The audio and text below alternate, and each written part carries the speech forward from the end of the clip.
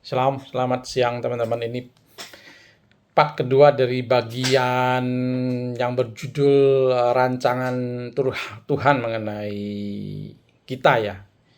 Jadi waktu video ini buat kami tentu saja sudah berdamai dan waktu itu eh, malam hari itu kami lagi cerita tentang kondisi kakak saya sedang diterapi di Guangzhou dengan menanamkan partikel di kankernya ya. Jadi istri saya segera eh, istri saya lalu cerita kepada saya, waduh, Pi ini partikelnya ternyata nggak boleh, orang yang ditanam partikel nggak boleh deket-deket orang yang sedang mengandung dan anak kecil karena ini berbahaya radiasinya. Jadi lalu saya bertanya, dari mana kamu tahu? Ini katanya dia seperti dapat inspirasi, dia langsung cari informasi, dia tunjukin kepada saya apa sih arti partikel itu dan efeknya. Nah, kemudian dia juga meneruskan ceritanya. Dulu juga begitu dia. Ingat waktu papa saya 27 tahun yang lalu pernah sakit hepatitis dan kemudian pengobatan waktu itu belum ketemu cara yang baik. Yang paling bagus waktu itu ada suntik 72 kali harus disuntik dengan obat ya. Jadi akhirnya suntik sendiri di rumah. Jadi istri saya kebagian juga giliran buat nyuntik ya. Jadi waktu dia lagi mengandung, cici saya juga lagi mengandung dan mereka giliran nyuntik. Dan suatu hari istri saya tuh cerita lagi dengar siaran di radio, tiba-tiba tuh ada yang bahas tentang hepatitis ini, katanya berbahaya, jangan deket-deket yang ngandung karena virus ini bisa nular katanya. Jadi istri saya yang risau, lalu waktu ke dokter kandungan dia nanya, ini gimana dok? Dan dokter tidak bisa memberi jawaban yang pasti, tapi dia kembalikan kepada istri saya. Dia bilang, ini serba susah ya. Di satu pihak ini bakti kepada orang tua, tapi di pihak lain ini anak gitu. Ini bakal anak yang hidup panjang masa. Jadi kamu pikir sendiri, kamu bela mana? Jadi istri saya akhirnya memutuskan untuk dia eh, tidak mau lagi nyuntik ya. Dan akhirnya dimusuhi satu keluarga. Istri saya menolak karena dia lebih memikirkan anak dalam kandungannya. Dan puji Tuhan, anak kami lahir dengan sehat, tidak kurang suatu apapun. Jadi itu cerita istri saya ya.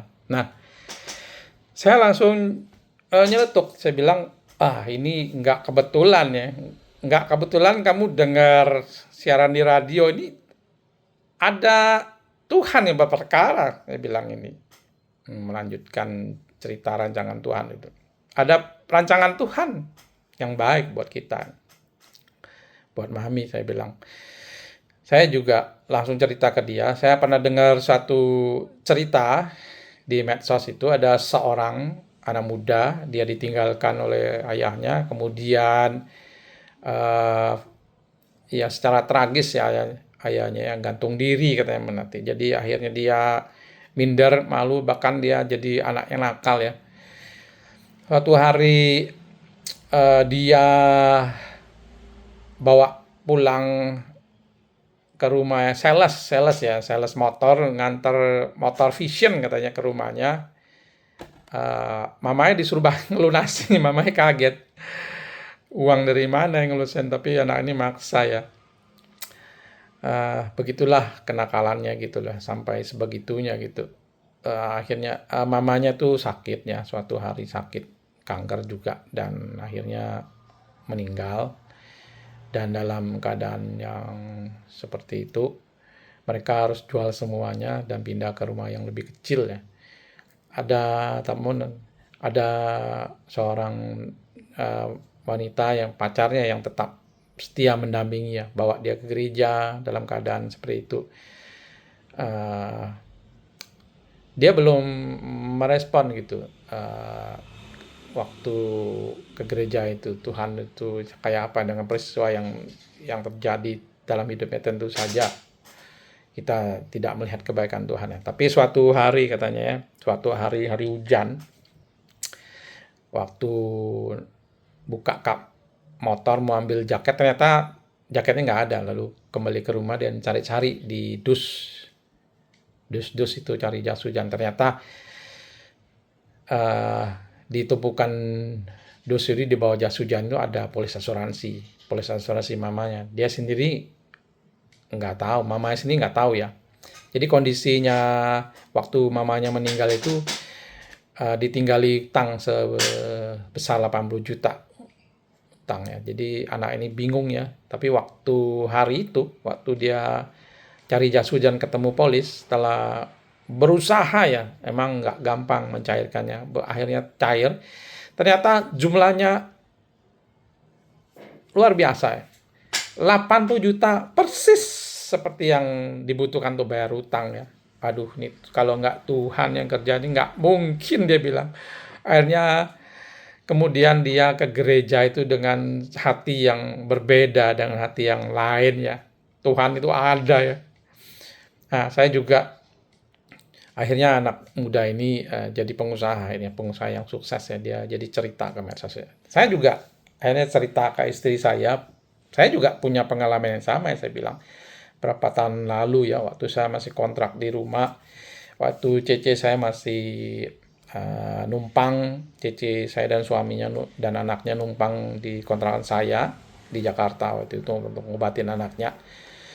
Nah, suatu hari eh, saya waktu itu lagi harus bayar uang kontrakan dan saya tidak tahu uang dari mana untuk bayar. Saya kalut, bingung, cemas. Jadi waktu hari itu saya kerja, bos saya manggil saya ke ruang kerja. Ada apa dengan kamu? Saya bilang, saya lagi eh, terjepit lagi posisi saya. Pengen harus bayar kontrakan hari itu juga. Karena kalau saya nggak bayar, maka barang-barang saya akan dikeluarkan dengan paksa oleh yang punya rumah gitu ya.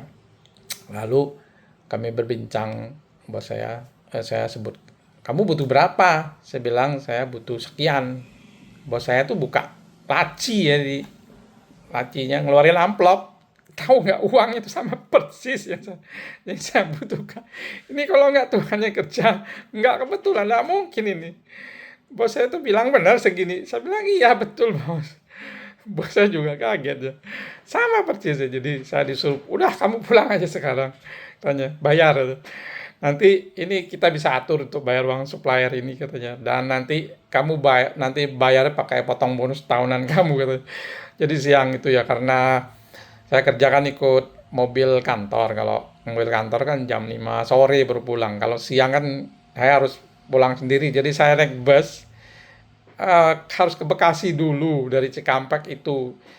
Mau busnya itu campur dengan orang yang bawa singkong, bawa ayam, ada kecil. Waduh, ke Bekasi, Kampung Rambutan ke Grogol, bergrogol ke Kampung Duri, tempat saya kontrak itu. Dan bener, yang punya rumah udah berdiri di depan kontrakan itu, mau keluarin barang saya semua. Saya segera bayar, kami deal untuk 2 tahunnya sudah. Aduh, puji Tuhan. Ini saya udah bilangnya, eh kita tuh ya